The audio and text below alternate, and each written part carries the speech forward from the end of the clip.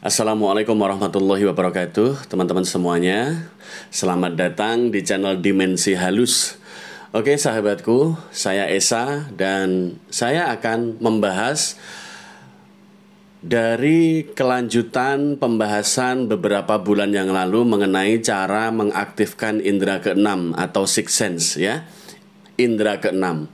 Oke teman-temanku, banyak sekali yang masih rancu atau masih bingung apakah yang dialami oleh mereka sebenarnya fenomena indera keenam atau hanya halusinasi. Nah, ini letak pembedanya di mana antara halusinasi dan indera keenam. Letak pembedanya di satu hal yang pasti ya sahabatku, yaitu terjadinya penglihatan apakah dalam keadaan sadar atau dalam keadaan setengah sadar. Kalau kita bisa mendengarkan suara-suara yang tidak didengarkan oleh banyak orang dalam keadaan kita benar-benar sadar, maka itu adalah pendengaran yang ultra ya, di atas rata-rata. Artinya ini bagian dari indera keenam. Kalau pendengaran itu kita dapatkan dari pendengaran karena kita setengah sadar, mungkin bangun dari pingsan atau setengah pingsan atau setengah tidur. Nah, ini halusinasi. Jadi, cara membedakannya di sana, kesadaran.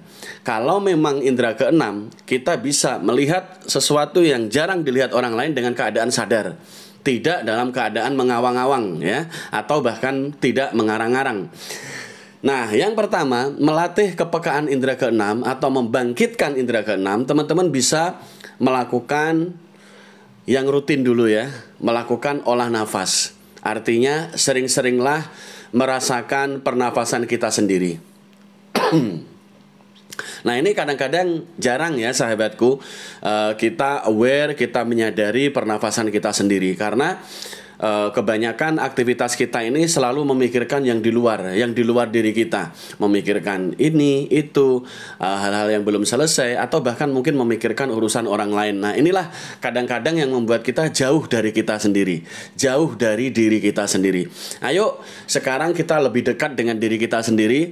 Yang pertama-tama langkahnya adalah amati jalannya proses bernafas kita. Ya, keluar masuknya nafas. Ini dulu yang pertama, untuk mengajak diri kita mengenali lebih dalam diri kita sendiri. Ya, nah pernafasannya tidak usah dibuat dengan hitungan-hitungan tertentu, tapi amati saja, lakukan saja pengamatan saat proses keluar masuknya nafas dan tidak perlu dibuat-buat. Biarkan keluar masuknya nafas, keluar masuk nafas yang alami seperti biasanya. Hanya saja kita menarik konsentrasi kita, benar-benar fokus memperhatikan keluar masuknya nafas kita. Lakukan di waktu-waktu santai sahabatku ya. Nah, ini memang kelihatannya sepele, tapi kalau tidak terbiasa nggak akan betah 5 menit aja. Ya, biasanya ingin segera melek, ingin segera mikirkan apa, atau bahkan mungkin bermain HP ya. Nah, nggak betah untuk bermain HP, membuka pesan, cek pesan. Nah, ini kadang-kadang godaan-godaan di mana kita akan sulit sekali nanti melatih kepekaan. Karena godaan-godaan dari luar ya sangat mudah mempengaruhi. Salah satunya adalah tidak betah untuk segera membuka WhatsApp dan lain-lain. Ya. Nah, abaikan dulu hal-hal seperti ini ya. Letakkan dulu HP-nya di silent ya. Kemudian silahkan latihan mengamati keluar masuknya nafas. Amati keluar masuknya nafas. Pikiran kita yang mengamati, kesadaran kita yang mengamati keluar masuknya nafas. Ini dulu dilatih kira-kira selama 5 hari ya. Teman-teman melatihnya selama 5 hari. Pada hari kelima, lakukan poin kedua, latihan membangkitkan indera keenam ya. Kalau teman-teman sudah rutin setiap harinya melakukan sekitar 30 menit, kemudian malam hari sebelum tidur melakukan lagi pengamatan nafas 30 menit. Nah, ini sehari 2 kali ya, yaitu siang dan malam atau pagi dan malam. Pagi saat selesai bangun tidur bisa melakukan latihan pengamatan nafas ini. Lalu sore juga melakukannya, atau malam hari sebelum tidur melakukan pengamatan nafas. Ini bisa sambil duduk, bisa sambil terlentang tiduran ya, bisa. Yang terpenting fokus ke keluar masuknya nafas. Kalau ada pikiran-pikiran yang mengajak ke sana kemari, ini harus teman-teman tarik lagi. Kembali fokus ke keluar masuknya nafas. Nah, lakukan sampai 5 hari. Ya, ini diharapkan teman-teman nanti sudah mulai dekat dengan diri kalian sendiri, mengetahui karakter nafas kalian. Kalian termasuk orang yang suka terengah-engah dalam bernafas atau tidak. Ya, ingat nafasnya jangan dibuat-buat. Biarkan alami ya, berjalan alami keluar masuknya nafas. Oke sahabatku. Nah, kalau sudah 5 hari kita melakukan itu, ingat latihannya sehari 2 kali ya. Nah, nggak usah dipatok jam, nggak apa-apa. Kira-kira sudah 30 menitan lah akhiri latihan. Nah, ini dilakukan 2 kali sehari mengamati pernafasan. Pada hari kelima, teman-teman silahkan latihan sesi kedua, yaitu sesi mengamati keluar masuknya nafas dan fokus kepada pendengaran. Awalnya kita mengamati keluar masuknya nafas, lalu biarkanlah setelah itu pendengaran kalian, biarkan ya, fokuskan.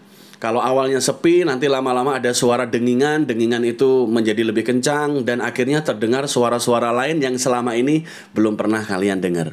Nah, ini latihan kedua, kepekaan pendengaran ya. Kalau selama ini kita hanya mendengarkan sesuatu yang dekat dengan kita, misalkan suara musik di HP, suara apapun atau suara yang ada di sekitar lingkungan kita, sekarang kita ajak telinga kita untuk mendengar lebih jauh lagi. Ya. Nah, ini latihan tahap kedua. Apa yang dilakukan saat kita fokus kepada pernafasan dan pendengaran? Biarkan mengalir. Biarkan pikiran kita terfokus pada mengamati nafas dan mengamati apa saja yang terdengar oleh telinga kita. Biarkan ini dulu. Nah, ini dilakukan juga 2 kali sehari. Jadi digabung antara pengamatan nafas ya, awali dulu pengamatan nafas, kemudian lama-lama fokuskan kepada telinga saja ya. Fokuskan ke pendengaran telinga.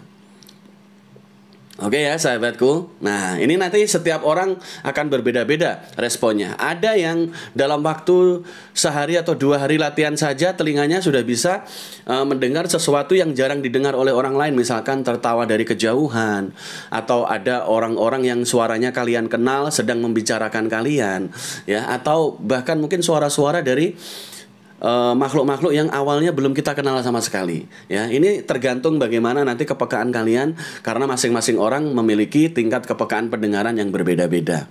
Nah, kalau sudah hal ini dilatih dalam jangka 5 hari juga, ini artinya kita sudah latihan kepekaan telinga ya.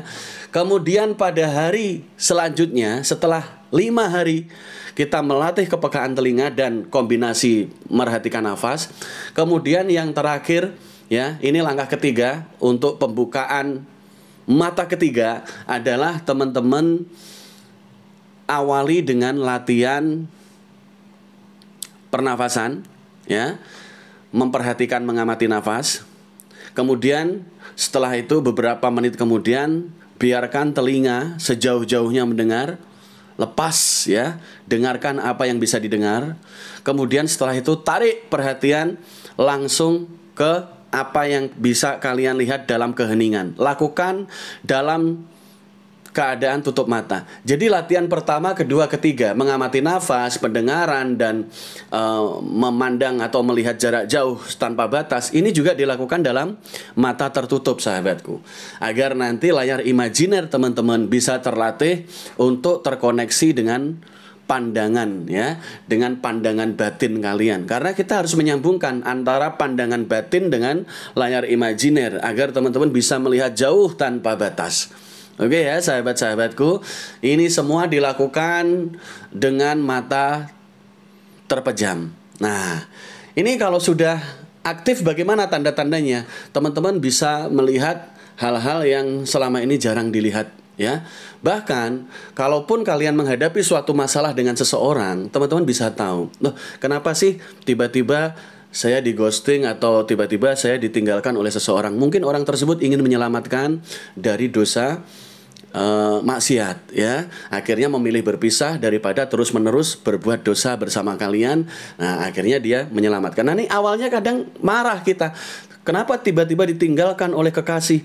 Ternyata untuk menyelamatkan dua-duanya dari perbuatan maksiat. Daripada bertemu maksiat terus, mending berpisah agar dua-duanya stop melakukan maksiat. Nah, itu kadang-kadang tujuan-tujuan baik yang awalnya tidak bisa kalian lihat.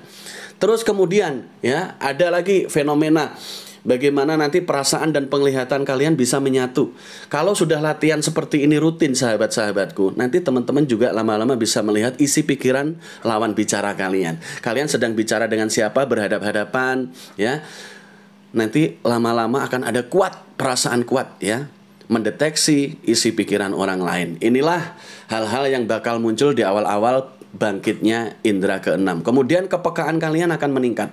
Rasa kasihan kalian terhadap orang-orang yang hidup terlantar ya, menjadi tunawisma. Ini rasa kasihan kalian juga akan berlipat ganda tumbuh karena peduli dengan sesama. Timbulnya rasa empati yang luar biasa ya. Inilah proses di mana teman-teman akan menjadi manusia seutuhnya yang memaksimalkan semua indera sampai indera keenam pun kalian aktifkan. Semangat berlatih ya sahabat-sahabatku. Perlu kurang lebih berapa tadi? 15 hari untuk melatih kepekaan awal ya. Ini latihan awal untuk membangkitkan indera keenam secara mandiri. Semoga bermanfaat video singkat ini. Jangan lupa subscribe dan silahkan di komentar kalau teman-teman memiliki pengalaman-pengalaman tentang indera keenam. Silahkan ya berbagi di kolom komentar. Saya akhiri konten kali ini. Sampai jumpa di konten dimensi halus selanjutnya.